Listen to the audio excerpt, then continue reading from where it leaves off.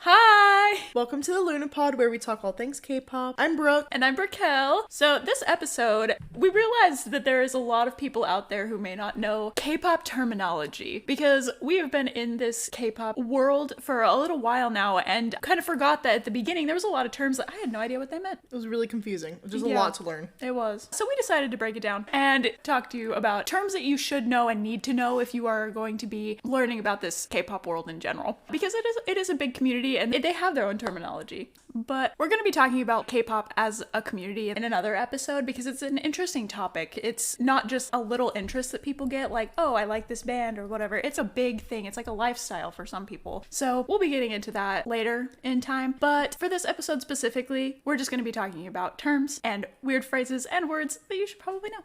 So first of all, there's the K-pop companies, and those are the big behind-the-scenes people, so you'll have a bunch of groups and soloists that are part of these companies, and you have what's known as the big three, which is a term that you'll need to know. They're just the three most successful companies, which are SM, YG, and JYP. Those are known as the big three. Basically, those groups, if you're scouted by them and you train with them, you're basically guaranteed success. Yeah, because you immediately have more money. Yeah, they have better budgets. That's not saying if you're from a smaller company, you're not going to do well. It's just kind of a guaranteed. You're expected to do very well. Like if you debut from that kind of company, you have really high expectations of the group. Yeah, that is very true. Which we'll get into the word debut in a second. Yes. But these companies, anyway, they have to like find people to be in their companies, right? So they have these really interesting ways of getting people to join their company, which one of them is they scout people off the streets. Which, being in America, that is such a weird concept. Yeah. Because they'll literally see someone on the streets purely for their looks and be like, hey, you got what it takes. But they also hold auditions and go to specific high schools that train for this. So it's not just off of the streets. And even whenever they just grab people based off looks, they have such intense training. They practice dancing, singing, they learn different languages, even acting at times. So it's really intense. So it's not just pretty untalented people. Right. They teach them everything that they need to know in order to be a successful idol, which is what we call music artists. Yeah, exactly. And these idols, before they fully become idols, they are known as trainees, which is where they sometimes spend years training with the dance and singing and everything. And sometimes it's really fast, where they're only in there for a couple of months. But other times, some people are lucky that way. Other people will train for like 7 years before they're even picked up or placed into a group. Yeah, it's wild. Another way groups are formed sometimes is through survival shows. So basically X Factor, but add dancing. They have so many people in these shows. I mean, I don't really watch X Factor, but Boys Planet's about to come on. There's like 100 people. Oh, yeah. Which, stay tuned in the future because we are planning on recording our entire Boys Planet experience. Yes. Because this is a fun one. It's intense, but there's a million of them. There are. But yeah, that's where like, if you have never been in a company before, or if you've been in a company and they are no longer like a group anymore, or you don't do anything with them, you can still go on these survival shows and become part of a new group. Yes. Basically, we kind of said debut earlier. So once someone releases their first single, that's when they officially debut and they're considered an idol and no longer a trainee. And since they're a newer group, they'll be considered a rookie group. Some idols debut on their own as what we call a soloist, or they debut with a group. And that can be either a K-pop group, like a traditional group that you think of, or it can be a K-band, which is a little bit more instrumental side. And even if they're in a group, though, they can still have solo opportunities or solo projects. So it's not like a one-path opportunity here. Groups can even have subunits, which makes it sometimes more confusing because you have mini groups within the big group and a lot of dynamics going on, but makes it a lot more fun because they're able to highlight their talent that they have that they might not be able to show when it's all of them together. For some groups, they have a ton of members. Like NCT, for example, they have so many members. So the fact that they have subunits where it's just a couple of them pulled from this giant group, it kind of makes it easier to grasp as a fan. Yeah, because they really only, for the most part, work in their subunits, but then we'll have big albums with everyone. But like with Astro, they're not as big as NCT, but they still have subunit duos where they do a lot of duo performances for their subunits. So subunits can be very broad. That's a very broad term. Another term that is good to know is what we call a comeback. This is when an idol comes out with a new song in the simplest terms. Sometimes they'll come out with a single or a mini album, which is what we call an EP, or an entire album. Their schedules are super busy during this time. They come out with all sorts of teasers, like concept photos, highlight medleys, track list releases. They are releasing stuff, I swear, it's like every week, if not more, like every other day sometimes. And then after all these releases, they release the album finally, and then they have what we call a comeback stage, which is the day that they release the album or the day that they perform their songs for the first time on a stage. Now, I know that was a lot of information to take in all at once, so let's tone it down a little bit. Let's go back to the basics. If you debut in a group, there's a lot of different roles that you can have within that group that are also important to know.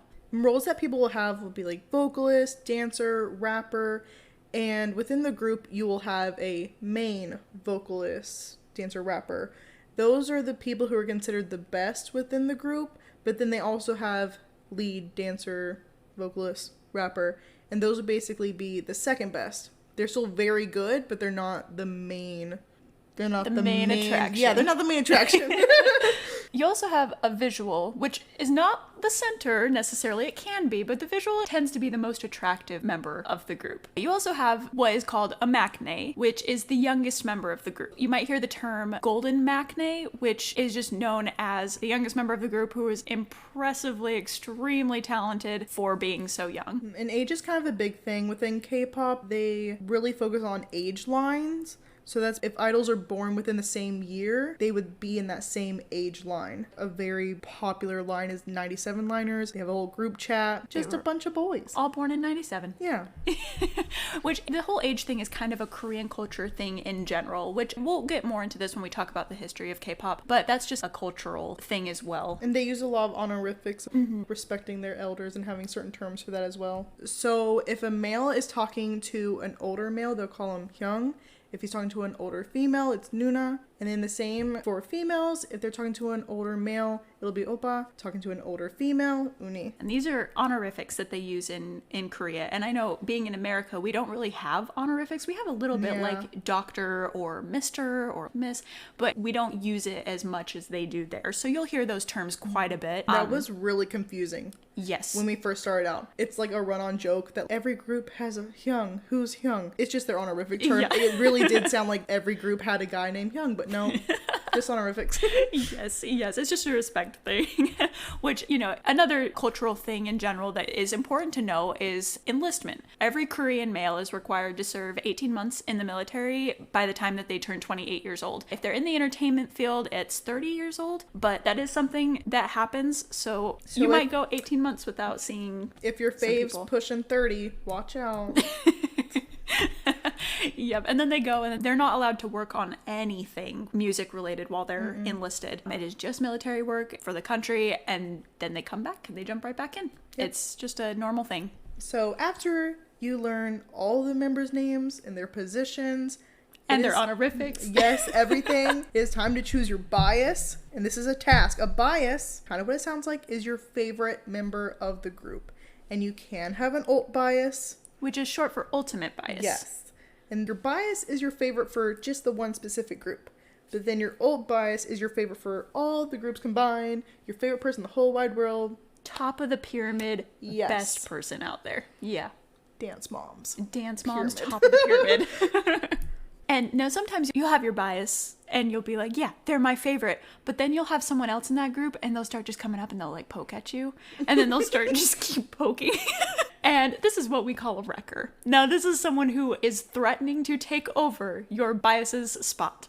And sometimes they win. Sometimes they do. Sometimes your wrecker becomes your new bias, which is totally fine. We are going to have an entire episode talking more about biases because there's a lot of depth to this term and some discoveries that we've made personally that we really want to talk about. So we're going to have a whole episode called The Types of Biases that will be coming out soon. And we'll talk more about this and more about wreckers. But just as an introduction term, bias, ultimate bias or ult bias, and wrecker. You'll hear that all the time. Okay, I know. That's a lot of terms, a lot of knowledge to be thrown at you. Luckily, this is a podcast recording, so you can rewind anytime and continue learning.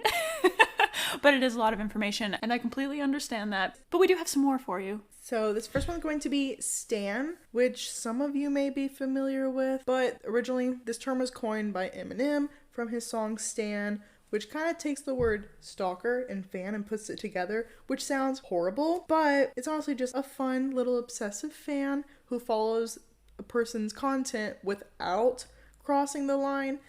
They just like to follow their stuff, watch all their stuff, maybe have some merch. Yes, exactly. An important distinction, it's without crossing the line. Yes. So, people who do cross this line, specifically within the K-pop community, are called sasaengs. So these are stalkers. So if you know Eminem's stan, that's what it's about, is a sasaeng, that situation. So they're very much invading their privacy, getting flight information, getting on those same flights, finding their hotels that they're staying at, finding their room numbers, waiting around for them, just completely invading their privacy. It's actually a really big issue in the K-pop community, and it's caused some really bad problems, especially within even the last couple of months. But on a lighter note, we also have the term multi-stan or multi-fandom. This is someone who likes and follows many groups, not just one, because sometimes you'll have a K-pop stan who likes just one group, and they're very devoted to one group or one soloist. But I feel like most of the time you will find multi-stans who like a lot of different groups, a lot of different soloists, which is what we consider ourselves. Yeah. Mm-hmm. And it can get a bad rap sometimes, so if you're getting into K-pop and you want to explore other groups but see maybe negative comments about multi-stans, ignore it. It's fun to like multiple groups. A lot more content to enjoy. Exactly. And those people who do comment negatively and bash is someone what we call an anti. This is just someone who's against a group or a fandom. They sometimes take it to really extreme levels like bullying, threatening, just extreme hate. Usually I feel like online is where you will see antis, but as someone who has a strong dislike for something in the K-pop community and is very vocal about it. So that was kind of more about our titles as fans. So now we can talk about things that we love. Freaking albums. Oh, albums. Now, you're like, what the heck? It's a CD. No, it's not. It is a photo book that happens to have a CD. There are different versions. This was like mind-blowing to me whenever I was getting into K-pop because I was not prepared for this and neither was my bank account. But every album has different versions, typically 2 to 4, I guess. Yeah. And each version has different concept photos. So even though you're buying the same album and the CD is the same, the experience is different. So what we consider like a CD is what they consider a jewel case version. So it's just like the little... It's the plastic open book and the CD smack in the middle. Yep. But with a K-pop album, you get stickers, you get bookmarks, you get a photo book, you get a poster, you get photo cards, which a photo card is another very important term that we need to talk to you about. Simply put, it's a card with a member's face on it. It's typically a selfie, which is what they call selfies. And every album comes with like maybe 1 or 2, and they're at random. So say there's 8 members in a group, you might just get one photo card of one member. How do you get all of them? You gotta buy them all, or you gotta trade or sell. It's a really fun way to trade around with other fans within the... A lot of interaction there within the K-pop community. Now, I don't think people quite understand how big of a thing photo cards are. People will very sometimes... collectible. Oh, and people will sometimes fight tooth and nail for these photo cards. They'll pay hundreds of dollars for very specific or limited edition photo cards. And it's sort of like a Pokemon card, but honestly, I like to compare a photo card to a baseball card. It's the same thing. It's the same thing. The amount of value that people put on baseball cards is the amount of value that these photo cards have. And that honestly by itself kind of proves how big of a community that K-pop is in general, because they have turned this into something so valuable. Another thing that's important to know is that when you're looking in groups, they will use a lot of stage names rather than their real name. When you're getting into a group, you'll see a picture of someone, but they're using a completely different name than you knew. It's probably their real name. For example. Yeah. Let's find an example. Not there being 1,000 There's idols. a million idols, but like my brain is blank. So, for example, now stick with me here, because this is a lot. BTS. I'm sure you've heard of them. Even if you are new to K-pop, you've probably heard of BTS. The leader of BTS is known most commonly as RM. RM stands for, now correct me if I'm getting anything wrong here because it's a lot. It stands for Real Me, but previously it stood for Rap Monster. RM's real name is Kim Namjoon. Or if you want to go without the surname or last name or whatever you'd call it in American terms, Namjoon. And then you have the nicknames like June and I don't know if there's any others. I don't know. I mean, I just call him June. June. There might be other nicknames out there. I can't keep track of all of them, to be completely honest with you. There is so many. So you're going to find idols and you're going to think you know who it is, and people are going to use a million different names for them. That's normal. That's very normal. Just take notes. You'll get through it. You Choose got your this. favorite, call them that. There you go. I personally find, when I first got into K-pop, I personally found the stage names to be the easiest to remember. Definitely. Because sometimes, sometimes I'll prefer to call them by their stage name because it feels right. Yeah. Then other times I'll just use their real name. Right.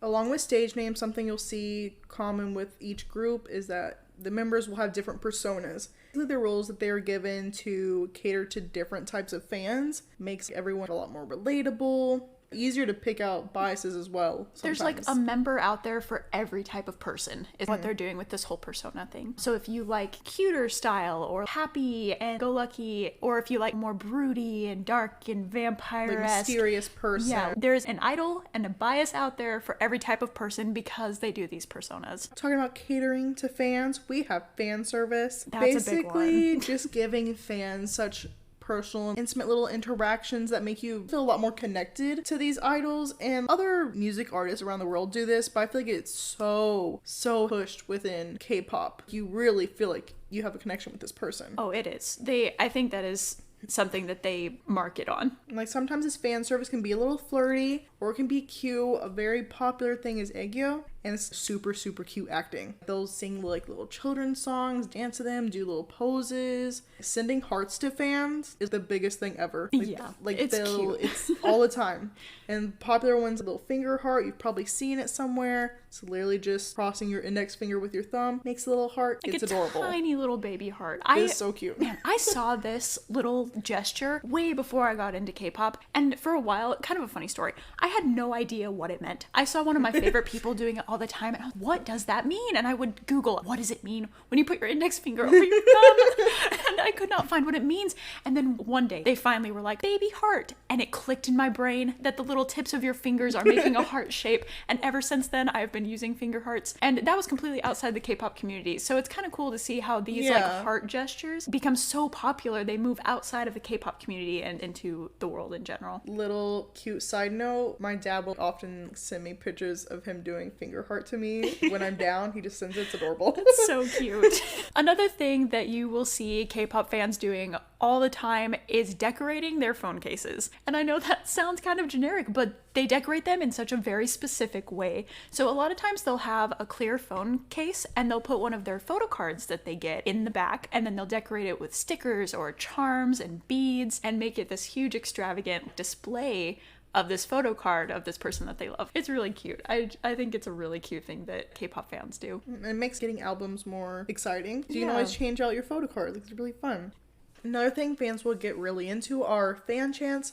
If you ever watch a music show online or get to attend a concert, fans basically just have chants that they all learn. It's usually shouting the member's name like one after the next at the intro of the song, or specific lines or words throughout the song. It's really fun and cute. Like it's really, Well, and it's unique to every group as well. Yeah, which is what makes it so cool, because you'll attend these groups and you just hear this ocean of waves chanting the same thing, and it is so cool. It's really powerful. It kind of gives you chills sometimes. I know when we were at the Enhypen concert, now this wasn't necessarily a fan chant, but just hearing how loud those fans were when they did chants. That was definitely the loudest concert we've been to. Oh, it was insane. I swear that whole stadium was rocking. We were in nosebleeds. Yeah, we had our nosebleeds. Like I was rumbling. I swear our videos my camera was shaking. Yeah, no, like literally I have some videos where the camera shakes when we were chanting things. It was insane.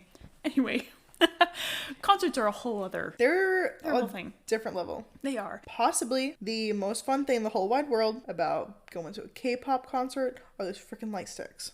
Oh, light sticks. We finally bought our first light sticks. We have our Light Teeny, specifically version 2. which sorry. For our terminology video.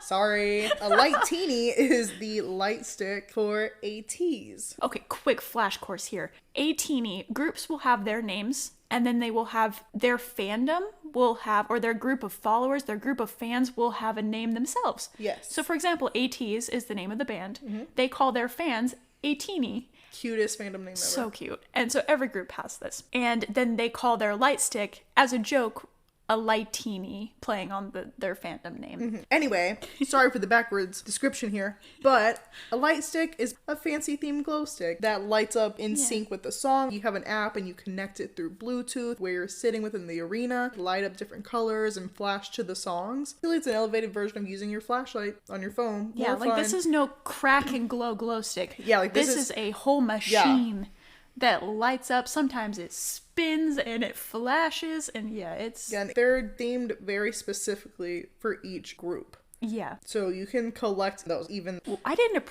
knew they were cool, don't get me wrong, but when we got our first light sticks, it truly hit me how amazing they are, and people customize them, make them their own. Yes, they put like little costumes on them. Like, it's really, really cute. It's really cute. But and like, by no means...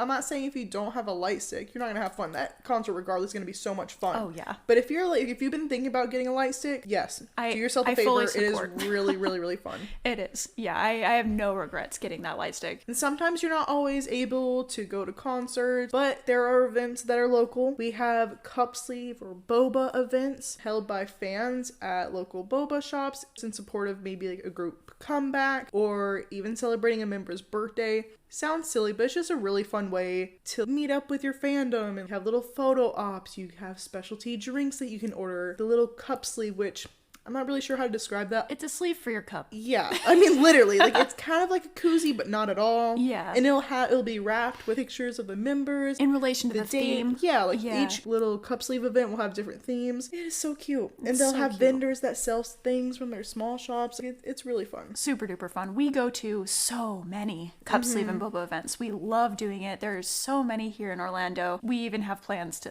be vendors at cup sleeve events in the future. It's a lot of fun. We really enjoy doing that. Now we are almost done with our flash course lesson on terminology, but there's 2 more things we need to talk to you about before we tune out for today. The first thing is going to be about websites. Idols use different platforms to connect with fans. One of them is called Bubble. It's an online chat room. Fans can pay to talk one-on-one with the idols. Another one is called Weverse, where you get exclusive video content. Artists can interact with the fans. And there's also live streams that happen all the time, usually done after shows, on birthdays, for some sort of event. And personally, some of my favorite videos that groups will release are dance practices. These are such a big deal. The second a song releases and they have the music video, the next day fans are like, where's the dance practice? Yeah, we need the dance practice. It's just them in their dance practice room and they do their choreography, and there's no other visuals going on like a music video, so you get to fully appreciate the choreography, which is always so amazing. Sometimes they'll do really fun themes, especially around Halloween. There's a fun way for them to show off their skills and goof off. And connect with fans and be involved and, just create this whole K-pop community. This was so much information to be throwing at you, and I fully understand that. I apologize. But as you can probably tell if you made it through this podcast episode, there is so much to learn about. I hope it's not overwhelming, because honestly, this whole process is so fun. It's such a cool thing to be a part of, and this is just to help you so that you understand what people are talking about, including us. When you watch our other episodes and want to know what the heck we are saying, you can refer back to this episode to know some of these terminology terms. Use this as your cheat sheet. Exactly. But I hope that it helped. We remember what it's like being a newbie to the world of K-pop, but it's a lot of fun and we welcome you, and we hope you have the best time. Follow along with us as we continue to talk more about K-pop. We have a lot of fun content planned for the future, including some possible segments that we might be putting at the end of every episode. We will keep you updated with all of that. But in the meantime, you can find us on any social media, including Twitter and TikTok at thelunapod, or on Instagram at thelunapodcast, to keep up to date with all of our episodes, shenanigans, and behind the scenes content. We're also super excited to announce that you can find us on YouTube at thelunapod to see vlogs, reviews, and so much more. Thank you so much for tuning in, and we will see you in the next episode. Bye!